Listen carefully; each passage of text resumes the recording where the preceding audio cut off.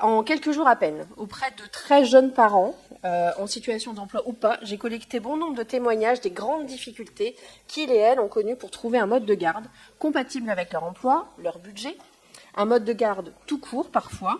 Comme beaucoup d'entre nous, je suis très souvent sollicitée par ces mêmes jeunes parents, désespérés de n'avoir ni réponse ni solution, alors qu'ils anticipent, prévoient, sont parfois souples et adaptables. Donc si nous ne sommes pas les seuls, loin de là, à maîtriser cette compétence accueil du jeune enfant, nous sommes en première ligne pour répondre à cette attente. Donc la mairie doit être le premier guichet pour les parents. On sait que le mode collectif en crèche est le mode le plus économique pour eux, celui que beaucoup souhaitent privilégier aussi car il est rassurant et de qualité. C'est également le mode de garde le moins onéreux pour les finances publiques. Et pourtant, aujourd'hui, il est très difficile d'accès. Il est considéré pour certains et certaines comme opaque dans les critères d'attribution, peu souple et adaptable dans les échanges avec les parents. Des temps d'attente extrêmement longs, une procédure dématérialisée qui manque de souplesse et, hélas, d'humanité parfois. Alors, monsieur le maire, est-ce que vous nous confirmez l'intérêt toujours fort de la collectivité pour le financement de la constitution d'un autre mode de garde qui sont les maisons d'assistantes maternelles? Pourtant, ce métier-là aussi est en difficulté de recrutement, donc ce n'est pas forcément un pari très judicieux sur l'avenir. Le département de Maine-et-Loire prévoit des départs massifs d'assistantes maternelles en retraite, sans réel renouvellement.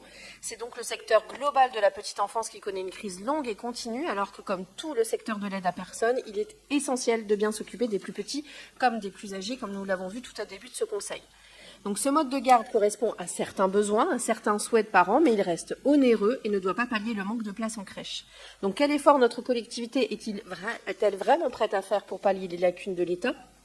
Comment accueillir dignement les plus de 5000 enfants qui naissent chaque année à Angers et surtout offrir aux parents, quel que soit leur revenu, un mode de garde adapté, de qualité et peu onéreux. Bref, un accueil de services publics. Donc le virage qui est pris par Angers pour toujours plus de privés, associatifs ou non, nous inquiète toutes et tous fortement car il ne répond pas aux attentes réelles des habitants.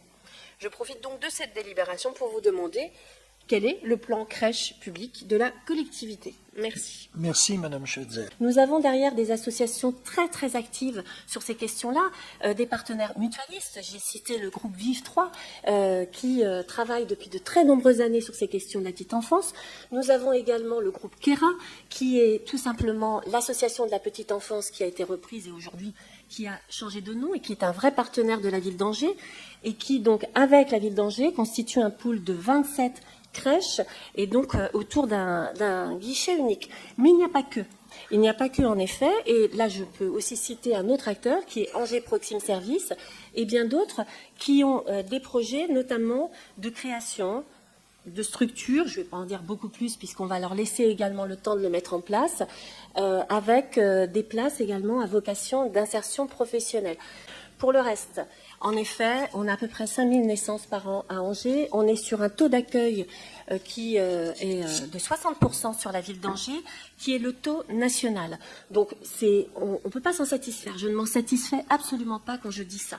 Aujourd'hui, on a aussi un contexte où, en effet, on ne peut plus donner à choisir entre l'épanouissement professionnel et la vie familiale. Et encore une fois, plus particulièrement, les femmes qui en sont en première ligne et qui généralement sacrifient leur vie professionnelle pour pouvoir garder les enfants à la maison. Ça, c'est un vrai sujet et c'est un sujet qui, en effet, s'endurcit. Mais il s'endurcit compte tenu de l'évolution de la société. Aujourd'hui, notre ville propose 3000 places d'accueil. Alors quand je dis notre ville, il y a 3000 places d'accueil sur le territoire, 2980 et quelques places, plus exactement.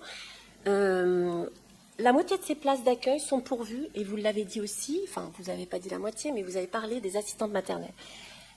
Vous faites bien d'en parler, puisqu'en effet, elles pourvoient, je parle au féminin, on a principalement des femmes, à la moitié de cette offre d'accueil. En accueil individuel, mais aussi en accueil collectif, avec leur présence donc, dans des maisons d'assistantes maternelles. Là encore, on est très au fait des évolutions. Là aussi, ce sont des évolutions, ce sont des métiers qui donnent peut-être un peu moins envie, malheureusement, à des personnes, des femmes, mais aussi des hommes, de pouvoir assurer ce travail-là. Et pourtant, il va falloir, là encore, essayer de donner envie d'accéder à ces métiers de la petite enfance.